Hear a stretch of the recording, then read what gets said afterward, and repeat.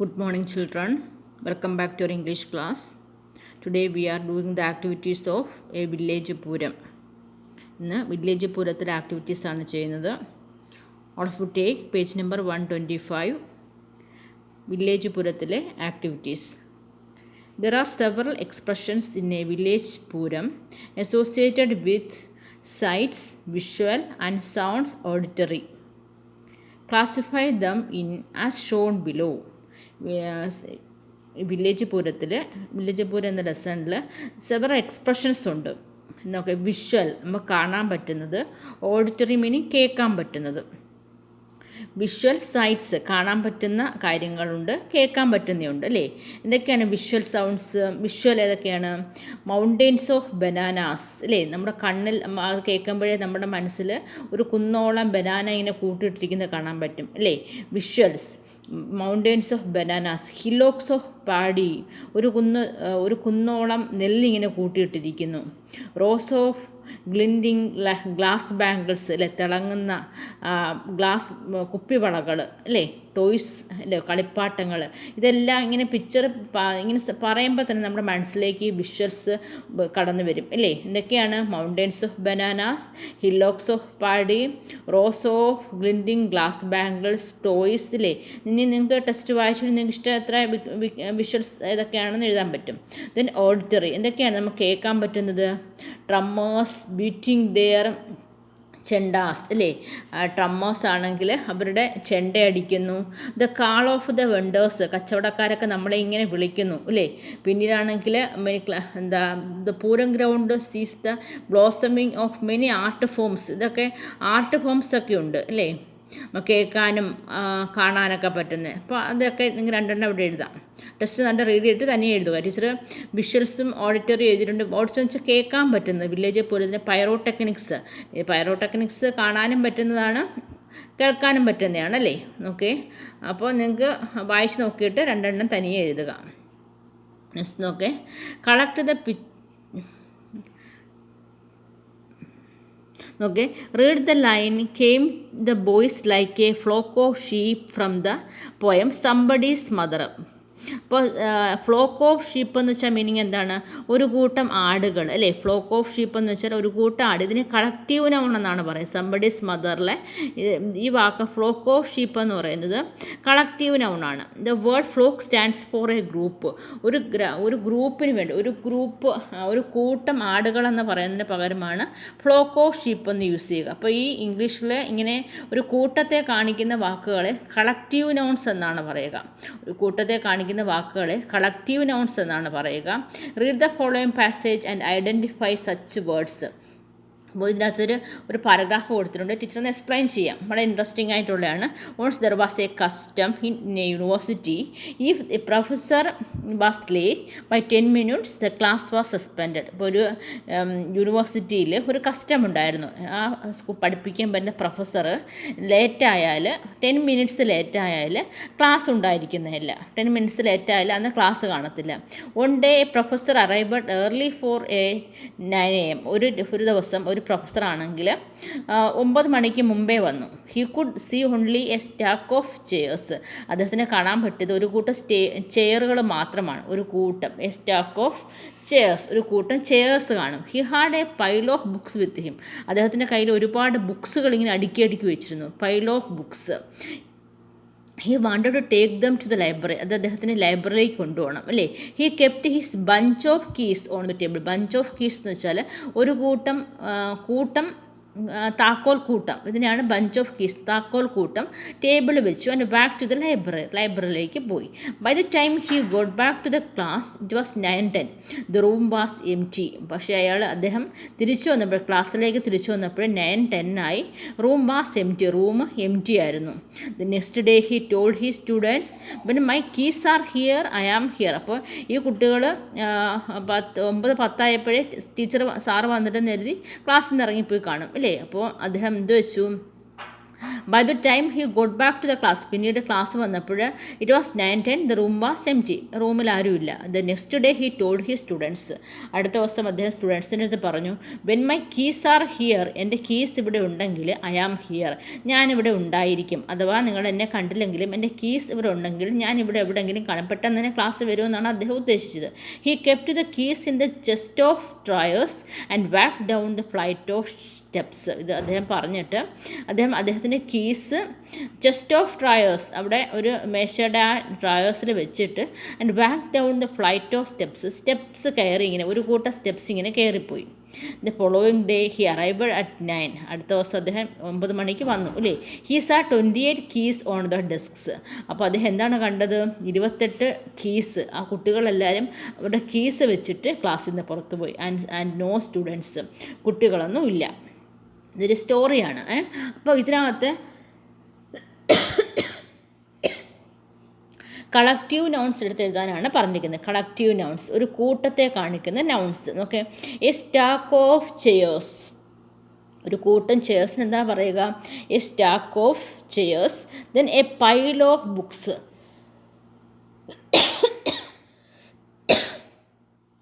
Pile of books എന്ന് വെച്ചാൽ അടുക്കായിട്ട് ഇങ്ങനെ ബുക്സ് ഇങ്ങനെ വെച്ചിരിക്കുന്നതാണ്, ഒരു കൂട്ടം ബുക്സ് അല്ലേ.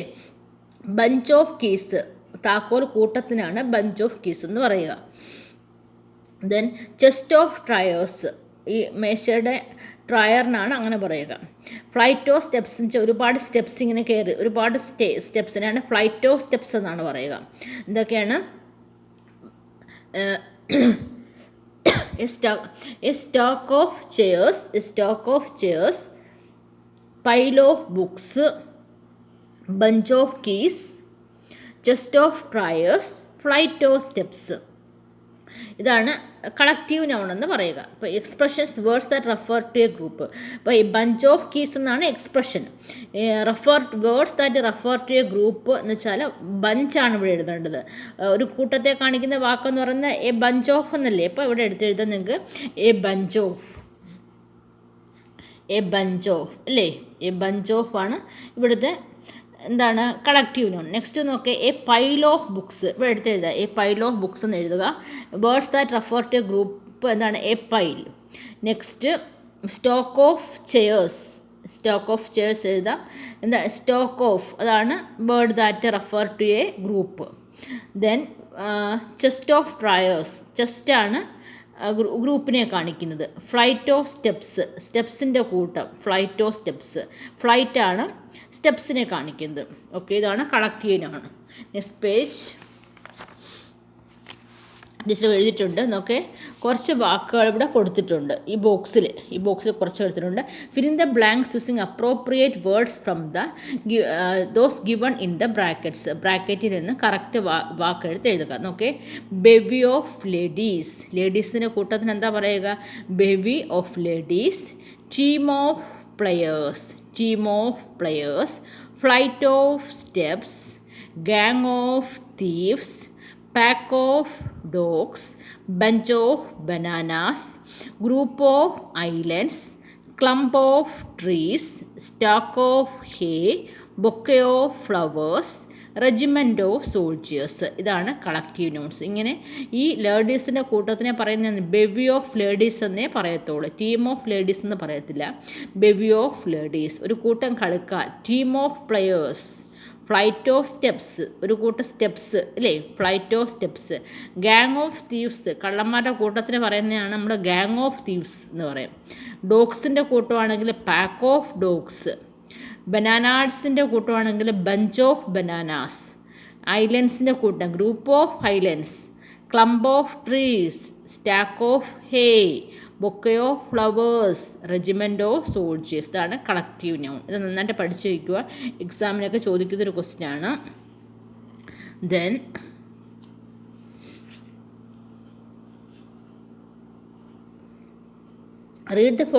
Activity 3. Read the following sentence from the story, The Wooden Cup. Suddenly the child went over to the fireplace where his mother had swept the pieces of the cup. Sweeping is an everyday action. What are some of the everyday actions that you do. Okay, ഈ കുട്ടി അമ്മ ആ ഉടൻ കപ്പെടുത്ത് കളഞ്ഞെടുത്ത് പോയിട്ട് എന്ത് ചെയ്തു, ആ fire place പോയിട്ട് ആ കപ്സിൻ്റെ പീസസ് എല്ലാം കൂട്ടിയെടുത്തു അല്ലേ. He swept, the mother had swept the pieces of the cup. Sweeping is an everyday action. What are the sum of the everyday actions that you do. നമ്മൾ എന്നും ചെയ്യുന്ന ജോലിയാണ് സ്വീപ്പിംഗ്. സ്വീപ്പിംഗ് എന്ന് വെച്ചാൽ തൂക്കുക അല്ലേ. സ്വീപ്പിംഗ് എന്ന് വെച്ചാൽ തൂപ്പകാരിക്കാണ് സ്വീപ്പർ എന്ന് പറയുക. സ്വീപ്പിംഗ് എന്തൊക്കെ ജോലി ചെയ്യുന്ന ടീച്ചർ എഴുതുന്നു. വാഷ് ക്ലോത്ത്സ്, നിങ്ങളെല്ലാവരും ക്ലോത്ത്സൊക്കെ കഴുകുമോ എല്ലാ ദിവസവും. ഓക്കെ, ഹൗ ബാത്ത്, എന്ന് ദിവസം നമ്മൾ കുളിക്കുന്നു അല്ലേ. ഡു ഹോംവർക്ക് ചെയ്യുന്നു. വാച്ച് ടെലിവിഷൻ, ഇതാണ് നിങ്ങൾ ഡെയിലി ചെയ്യുന്ന കാര്യം. നിൽക്കുന്നത് വാഷ് ക്ലോത്ത്സ് ടെസ്റ്റ് കിടക്കുന്നതുകൊണ്ടാണ് നിങ്ങൾ ദിവസം ക്ലോത്ത്സൊക്കെ കഴുകാറുണ്ടോ. ഓക്കെ, അപ്പോൾ എവറിഡേ ആക്ഷനാണ് ഇങ്ങനെ എഴുതുക. Wash clothes, have bath, do homework, watch television. Okay, next നോക്കേ. Imagine that your teacher goes out when you are imagine that your mother goes out when you are not at home. She leaves the following instructions for you. Fill in the blanks choosing the appropriate words from the box. Okay, നിങ്ങളുടെ അമ്മ വീട്ടിലില്ല അല്ലേ. when you are imagine that your mother goes out when you are not at home. നിങ്ങൾ വീട്ടിലില്ലാഞ്ഞപ്പോൾ അമ്മ പുറത്തു പോകുന്നു. She leaves the following instructions for you. അമ്മ കുറച്ച് ഇൻസ്ട്രക്ഷൻസ് നിങ്ങൾ ഇത് പറയുന്നുണ്ട് നിങ്ങൾ ചെയ്യാൻ.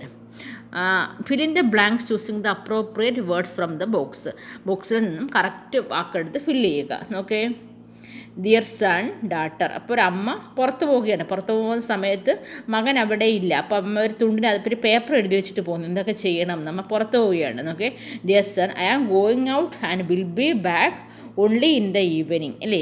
അമ്മ എന്താ എഴുതിച്ചിരിക്കുന്നത്, ഐ ആം ഗോയിങ് ഔട്ട്, ഞാൻ പുറത്ത് പോവുകയാണ്. Will be back only in the evening, തിരിച്ചെപ്പോഴാണ് വരുന്നത്, വൈകുന്നേരം മാത്രമേ വരത്തുള്ളൂ അല്ലേ. എന്തൊക്കെ ചെയ്യണം. Here are the jobs for the day.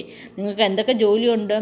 Scrub the floors അല്ലേ. എന്താ ചെയ്യണം, സ്ക്രബ് ദ ഫ്ലോർസ്, തറ തുടയ്ക്കുക അല്ലേ.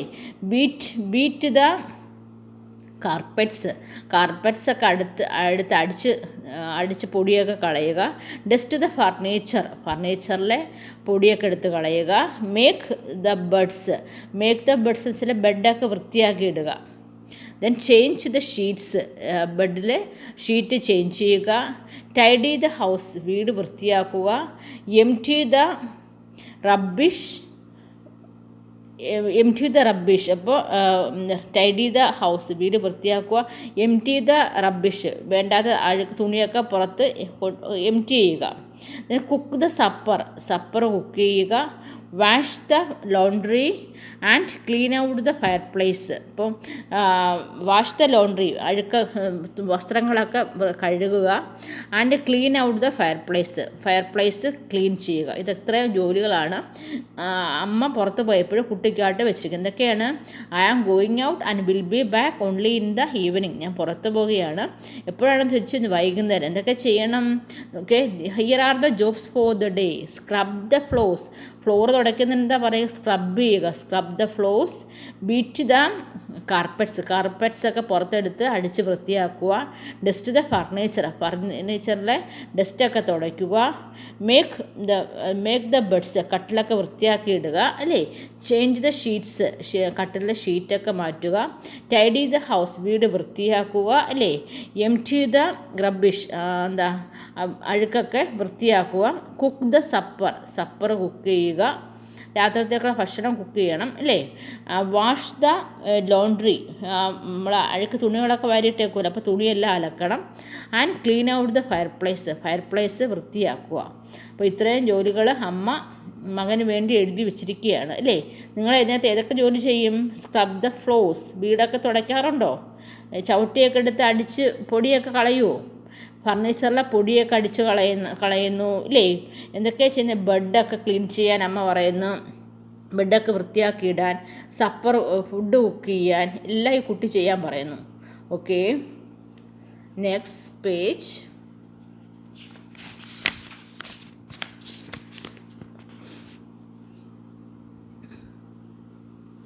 Okay,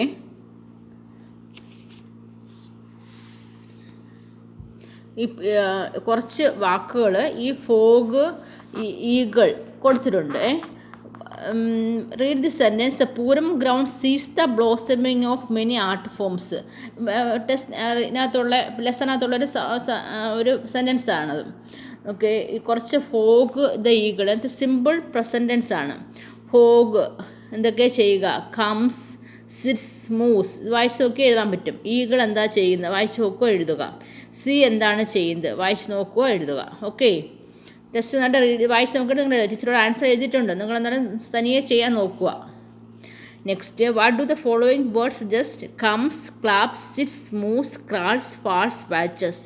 They suggest the general nature or habits of things, people in their movements. The words are all in simple present form.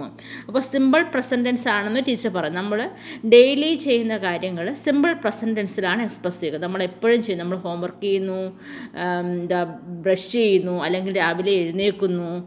ഇതെല്ലാം നമ്മൾ daily habits, നമ്മുടെ സ്ഥിരമായിട്ടുള്ള നമ്മുടെ ഹാബിറ്റ്സ് എക്സ്പ്രസ് ചെയ്യുന്നത് സിമ്പിൾ പ്രസൻറ്റ് ടെൻസിലാണ്. Okay, അപ്പോൾ ഇതൊക്കെ സിമ്പിൾ പ്രസൻറ്റ് ടെൻസ് ആണ്. Comes, sits, moves, claps, crawls, falls ഒക്കെ. ഈ താഴെ കൊടുക്കുന്ന പാസേജിന് വായിച്ചൊക്കെ. The sun rises very late in this part. Rises, സൂര്യൻ ഉദിക്കുന്നു. എന്നും ചെയ്യുന്ന കാര്യമല്ലേ, സൂര്യൻ എന്നും ഉദിക്കത്തില്ലേ? ഇപ്പോൾ സൂര്യൻ സെറ്റ്സ്, റൈസസ് എന്ന് പറയുന്നത് എപ്പോഴും സിമ്പിൾ പാസ്റ്റ് ടെൻസിലായിരിക്കും. നമ്മൾ ഡെയിലി ചെയ്യുന്ന കാര്യങ്ങൾ സിമ്പിൾ പാസ്റ്റ് ടെൻസിലാണ് എക്സ്പ്രസ് ചെയ്യുക. പീപ്പിൾ വേക്കപ്പ്, പീപ്പിൾ വേക്കപ്പ് ഇത് സിമ്പിൾ പ്രസൻറ്റ് ടെൻസ് ആണ്. പീപ്പിൾ പ്ലൂറൽ ആയതുകൊണ്ടാണ് വേക്കപ്പ് വന്നത്. Wake up very late. അപ്പോൾ നിങ്ങൾക്ക് എൻ്റെ മീനിങ്സ് അറിയാമെന്ന് ടീച്ചർ വിചാരിക്കുന്നു. My next door neighbour wakes up very early. എൻ്റെ അടുത്ത വീട്ടിലെ നെയ്ബർ വേക്സ് അപ്പ്, എഴുന്നേൽക്കുന്നു. ഇപ്പോൾ നെയ്ബർ ഇവിടെ ഒരാളാണ് അല്ലേ, ഒരാൾ സിംഗുലർ ആയതുകൊണ്ടാണ് ഇവിടെ വേക്സ് അപ്പ് വന്നത്. ഇവിടെ ആണെങ്കിൽ പീപ്പിൾ പ്ലൂറൽ ആയതുകൊണ്ടാണ് വേക്കപ്പ് വന്നത്. Okay, neighbour wakes up early. Usually he gets up by before 6 AM. സാധാരണയായിട്ട് അദ്ദേഹം 6 മണിക്ക് മുമ്പ് എഴുന്നേൽക്കും അല്ലേ. Then he goes to the news agencies and buys the morning paper. And he goes simple present tense ആണ്. അദ്ദേഹം പോകും, ദിവസേന ചെയ്യുന്ന കാര്യങ്ങൾ എക്സ്പ്രസ് ചെയ്യുന്നത് സിമ്പിൾ പ്രസൻറ്റ് ടെൻസിലാണ്. ദെൻ ഹി ഗോസ്, അദ്ദേഹം പോകുന്നു. To the cafe, orders a cup of black coffee and reads the paper. ഒരു കപ്പ് ബ്ലാക്ക് കോഫി നമ്മൾ കട്ടൻ കാപ്പി എന്ന് പറയത്തില്ലേ, അതാണ് ബ്ലാക്ക് കോഫി. കട്ടൻ കാപ്പിയല്ല, കട്ടൻ ചായ, അതാണ് black coffee. And reads the paper, എന്നിട്ട് paper reads paper. After that he goes simple present tense ആണ്. ഗോയുടെ സിമ്പിൾ പ്രസൻറ്റ് ടെൻസ് ആണ്. He goes for a walk, എന്നിട്ടൊരു നടക്കാൻ പോകുന്നു. Around the park and then returns home, എന്നിട്ട് അദ്ദേഹം തിരിച്ചു വരുന്നു. ഇതൊരു പാസേജാണ്. ഇതിനകത്ത് എക്സ്പ്രസ് ചെയ്തിരിക്കുന്നതെല്ലാം, ടീച്ചർ അണ്ടർലൈൻ ചെയ്തിരിക്കുന്ന വാക്കുകളെല്ലാം സിമ്പിൾ പ്രസൻറ്റ് ടെൻസിലാണ് കാണിക്കുന്നത്. സിമ്പിൾ പ്രസൻറ്റ് ടെൻസിൽ. അപ്പോൾ സിമ്പിൾ പ്രസൻറ്റ് ടെൻസ് എപ്പോഴാണ് യൂസ് ചെയ്യുന്നത് വെച്ചാൽ നമ്മൾ ഡെയിലി ചെയ്യുന്ന കാര്യങ്ങളും യൂണിവേഴ്സൽ ട്രൂത്ത്, പ്രപഞ്ച സത്യങ്ങൾ, ഇപ്പോൾ സൂര്യൻ ഉദിക്കുന്നു, അസ്തമിക്കുന്നു, ഇതൊക്കെ പ്രപഞ്ച സത്യങ്ങളാണ്. ഇതെല്ലാം എക്സ്പ്രസ് ചെയ്യുന്നത് സിമ്പിൾ പ്രസൻറ്റ് ടെൻസിലാണ്. Okay, read the passage again and note how the verbs change. Okay, we use wake base root form when the subject is plural and wakes s form when the subject is singular. Teacher ഇപ്പം പറഞ്ഞതാണ് സിംഗുലറിൻ്റെ കൂടെ എന്താണ് we use wake base root form when the subject is plural. Subject plural ആണെങ്കിൽ base form ആയിരിക്കും use ചെയ്യുക. And wakes when the subject is singular. Subject singular ആണെങ്കിൽ വെർബിൻ്റെ കൂടെ S O E S O ചേർക്കാം.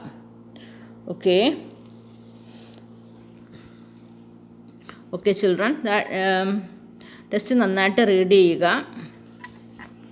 ഇവിടെ കുറച്ച് add more sentence in column A and answers comments in column B. The sun rises late in this part. General truth ആണ് അല്ലേ. People wake up late, habit ആണ്. He gets up before 6 AM, അതും ഹാബിറ്റാണ് അല്ലേ. Okay children, test നന്നായിട്ട് read ചെയ്യുക. Teacher കുറച്ച് activities പഠിപ്പിച്ചിട്ടുണ്ട്, അത് നന്നായിട്ട് പഠിക്കുക. We will continue in the next class.